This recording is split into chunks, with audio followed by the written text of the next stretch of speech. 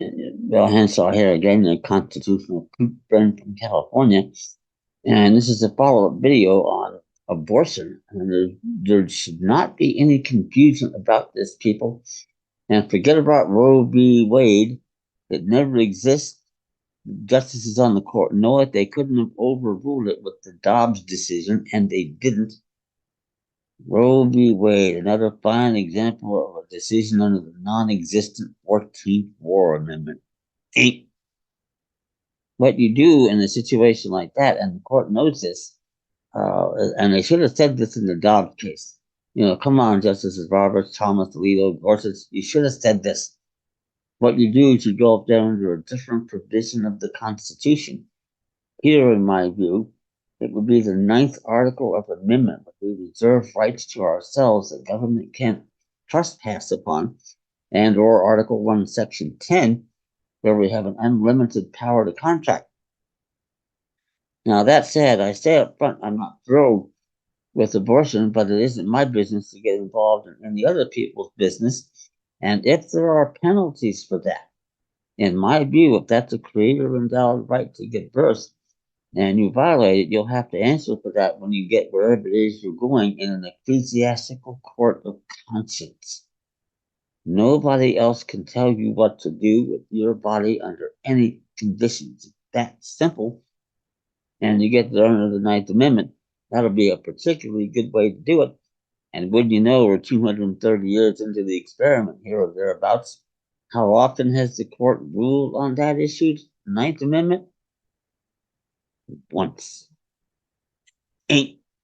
All they take is due process bullshit from the non-existent 14th War Amendment, and that doesn't do any of it any good. And it really doesn't benefit the corporations either, because if that amendment doesn't exist, they don't exist either. A powerful structural jurisdictional argument against them in many other settings we'll be talking about. Now, to learn more about that, send me an email, uwinnincourt@gmail.com, and we can go from there.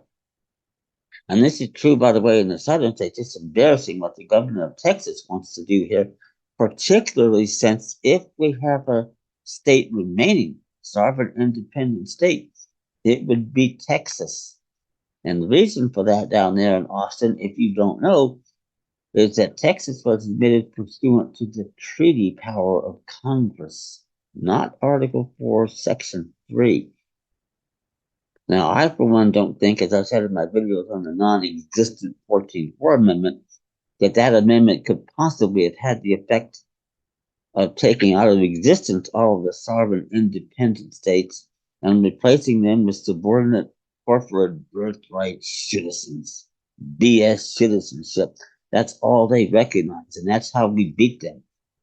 Because when they did that and took the states out of the equation, they did the same thing to you and I, who are either state citizens, inhabitants of states, or even inhabitants of territories who do have rights. And these rights are secured, if nothing else, by the Article 2 of the Northwest Ordinance of 1787 and reenacted by the first Congress. But you have rights even in territories, and these rights include the trial by jury according to the course of the common law, for crying out loud, and habeas corpus. I would argue non-statutory federal writ of habeas corpus, where you get real relief, not these bullshit war statutory writs. It goes back to the Habeas Corpus Act of 1867, another war act of the 39th Congress. That's all they seem to recognize. And the big deal about this, people, especially with the Supreme Court in their 4th term now of an all-out assault on the administrative state and sounding more and more exactly like me, is when we get there, they're going to understand exactly what we're doing and why. And we have access to the real writ, and that's going to make a huge difference. And some other things that we'll learn about too. A writ of Toronto, to name one, writ of error. There are common law remedies, and they're not optional, guys, in the Supreme Court. You know that as well as I do. You have to take them and decide them in the court's original jurisdiction. That's what gets us out from under. Because for those of you who don't know, Congress thinks that it has power to remove any and all cases from the appellate jurisdiction. which they did, unfortunately for us, in a case called Ex parte Arl back in 1867, when the Supreme Court effectively ruled the 14th Amendment unconstitutional. They were not allowed to announce that decision. But if you go up there the right way and ignore that amendment and get there under the organic Constitution, original jurisdiction, Congress can't touch that. And now the justices are free to do their sworn duty and tell us what the rights are, and almost all in our favor in that setting, especially in governments, as you'll find out, where the sovereign body politic is not only not recognized, especially in any of the quote unquote state constitutions in effect today, ain't or across the board. And think about that. Not recognized and systematically excluded from all offices of government. And that brings up one set of the magic four words. And they ain't due process of law. Full faith and credit, consent of the governed. It's not there. And especially since you never see, even if you see a jury, you don't see a jury because all the jury pool members have to be quote unquote qualified electors under the BS state constitutions. And those are defined as United States citizens who, for example, reside in Iowa. No, they don't. They reside in the District of Columbia. That's how they're doing it. Learn more, send me an email, humanincourt@gmail.com. Nothing remotely resembling jury trials. All you have is one black vote bastard up there, the State Bar Association attorney, and the State Bar Association attorney prosecutor, or an attorney for a corporate entity, trying to sue you for something, and they have no standing. And that's what has to stop. Because the State Bar Association attorneys, once you understand they're also unregistered foreign agents of the City of London, and therefore they can't come into any judicial court. When you see one, you ain't in one. And we have a right to be in a judicial court from day one. And I've developed some really good tools to help us get there. And not only that, but to present our case to the Supreme Court that we attempted to get there and were not successful. And those justices know as well as I do, and as you will, that we have a right to a judicial court day one. That's how we beat the bastards. It really is. And for more information, send me an email, humanincourt@gmail.com. But that's what's going on today. We have an unprecedented window of opportunity here.